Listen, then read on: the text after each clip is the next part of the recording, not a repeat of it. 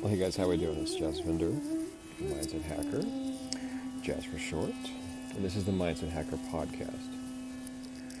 So our topic for tonight is how to drop the old self, how to move on, how to leave behind what is just has no other purpose for you except to leave it behind. Now, there are some things that we are given in this life for the exclusive purpose of dropping them later. Yes, they serve a purpose for a time, but it's almost like they're just there in the shadows until the day comes that we notice them, until the day comes that our self-awareness has outpaced those habits, those mechanisms, those ways of relating to ourselves, to the world, to others. Who knows if they ever really served a purpose? Maybe they were just harmless until the scope of our life reached a level of rarefication where it became harmful to be that way. I think you know what I'm talking about. I'm going to leave it vague because this is specific enough, but vague enough where you do know what I'm saying. You have to leave things in plain sight. That's part of this process. I can't just spell it out every time. That would rob you of that aha moment. It would rob you of that self-discovery. This is Hari Prasad Chaurasia, by the way, with Raga Malkans. Raga Malkans is the kind of composition that it is, the kind of notes and tones that he's limited. Leave the old self behind. How to do it. We do this through asking and answering questions to ourselves. Thinking is the process of asking and answering questions to ourselves. A question like, what's wrong with me? It's a terrible question. It's a sadistic and cruel question. And it's a lazy question on top of all that. It's an unthinking question. What kind of answers can you give yourself with a question like that? So I've said once that there is more wisdom in the right question than there is in the right answer. The right questions will start a worthwhile conversation between you and yourself. And that's how you change things. You change things by asking difficult questions, but direct questions, insightful and incisive questions. Like earlier today, the video that I put out earlier today, the big question was, what am I avoiding?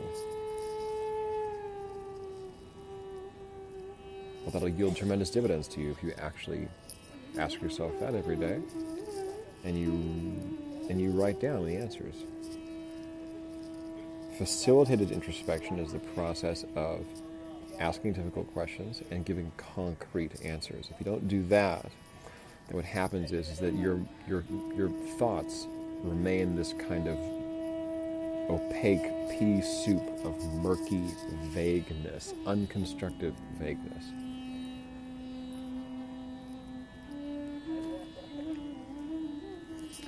How to discard the old self. 3 questions. The first question is, what am I doing that I enjoy in the moment but that I have misgivings about later?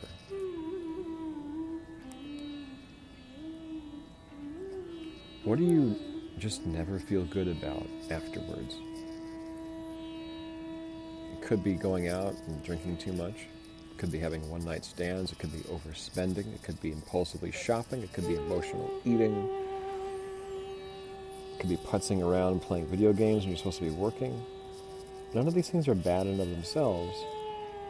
But if you have outgrown them, if they have become overly out of pace, out of step with who you really are now, then it's time to just face up to it. In the Tao Te Ching, it says that to be aware of one's ignorance is strength, and to ignore one's knowledge, to ignore one's self-awareness, is sickness, is to be sick.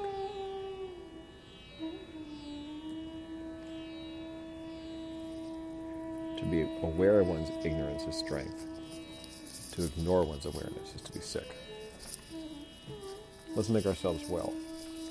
What do I do that I enjoy doing but I have misgivings about later? That's question number one.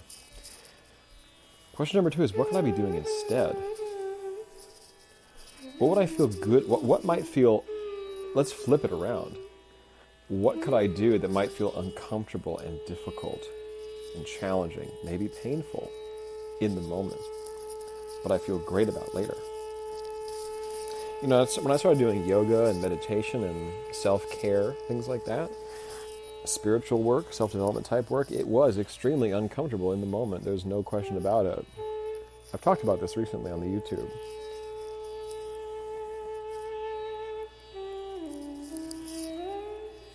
You don't have to enjoy it at first. There are things that just feel really shitty because you're so out of your element. You're so out of your comfort zone. You're out of your strengths. You're estranged from your strengths. And you don't have that confidence. But after you do it, you feel good. This is what my guru from the Himalayas, Yogi Raj, it's what he called nectar poison. Because it's poison to the ego and nectar to the soul.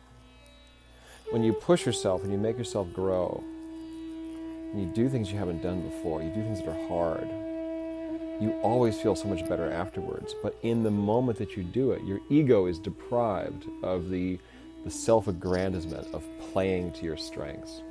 Playing to your strengths is a low-bearing fruit. It's a cheap victory. You're better than that. You don't grow by just catering to your strengths. You don't grow that way.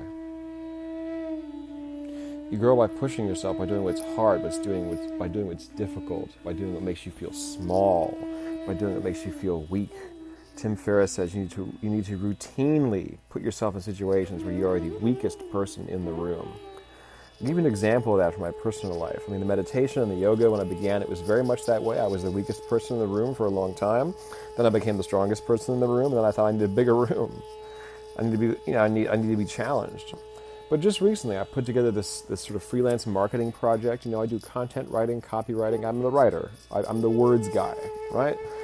But I know enough people who do things like web development, and they do Facebook ads, graphics, video, even the data analytics, all that kind of stuff. So I ran into somebody who needed some help with an e-commerce business, right? So she's asking me, can you do this? Can you do that? Can you do that? Can you do that? They're all things I couldn't do. So I said, I can't do those things, but I have a team. So I called these guys. I said, can you do this? And they all said yes. Enough of them said yes. So I got a team of people together, about 5 people. So then here I am. I don't have any technical training in this stuff. I don't have a comp sci background. I don't have a real bona fide marketing background, right? Or graphics or web development or anything of that sort. So I get these guys together, and here I am relaying, requests from the client, and I have no idea what I'm saying, and I'm talking to people who know a lot about this, and I'm the amateur here, and that was uncomfortable. It brought up lots of insecurities. It brought up a little bit of imposter syndrome. It brought up how can I do this? How can I run this thing? But it felt great. It was exhilarating. Or a little while back, I went and did it's a friend of mine, Ugochi. She's a fitness coach in San Francisco. Coach Ugochi. You can look her up. Ugochi, Ugochi. She's a total badass, and she started putting on these events, and there's an open mic component to it. And I kind of think of myself as a funny guy here and there, if I can just flatter myself. So I thought, I'm gonna do like a stand-up bit. I'm gonna do like a little stand-up comedy for her open mic, which I'd never done before.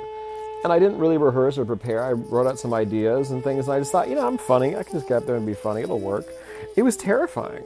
I had no idea what to say. Everyone was just staring at me. Well, of course they're staring at you, Jasvinder. You're holding a microphone on a stage, and the microphone's connected to a speaker system, and you've got the time slot. It's your turn to talk. Of course, people are going to be looking at you. But that's what it means to be out of your comfort zone. Even things that are routine parts of the scenario, you're going, why are they looking at me? Well, they're looking at you because it's your slot for the open mic, buddy. The fuck you think? But it felt great. Oh my God, it felt amazing. It was a rush. I got up the next morning just full of ideas about what to do next time, how to make it punchier, how to make it better, how to make it tighter. I realized what I don't need to do. It was wonderful. What could I be doing instead that is painful in the moment, but feels great afterwards? Now here's the last question. What's stopping me? What's stopping me? So that's a good question, because the obvious answer is nothing, man. What's stopping you are the fears. What's stopping you is the sense of inadequacy. The sense of what's stopping you is the comfort zone. The comfort zone, as I have said, is the coffin of the living. The comfort zone is the coffin of the living. If you walk around in a comfort zone, you are a walking corpse. You have partitioned yourself off from reality. You've partitioned yourself off from your need to grow.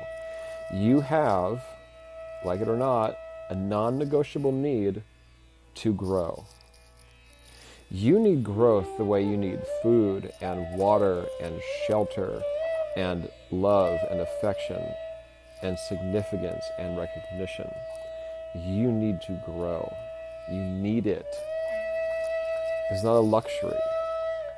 If you neglect your need for growth, you will, mark my words, you will reach a point where you'll look around at whatever you've accumulated and you will think to yourself, these things are meaningless.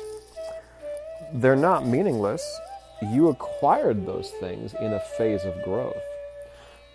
Those things you've accumulated around you, your accomplishments, they're proof that growing will bring you rewards. And they feel empty now because they just remind you how out of touch you are with your need for growth.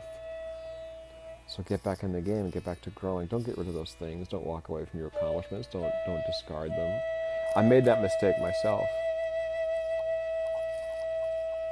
I would say that I regret it, but I don't really regret anything you can learn from, because the only thing worth seeking in this life is self-awareness. It's the only thing worth having. It's the only thing that is 100% worth the price, is self-awareness. What's stopping you? Nothing is stopping you. If you say, what's stopping me, give all the reasons why you are not doing it. Give all the reasons why you're not moving ahead.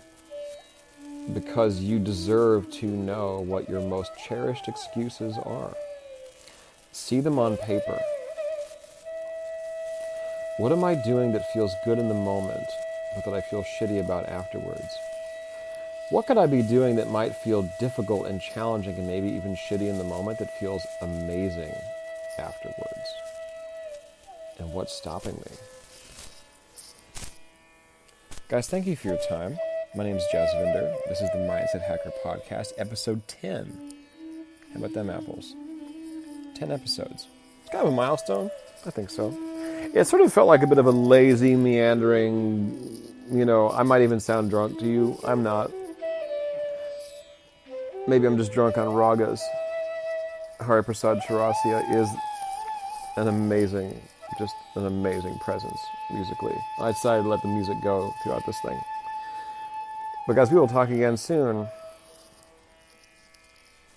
If you enjoyed the podcast, just go ahead and share it. Deep Thoughts with Jasvinder. All right, guys. Until next time.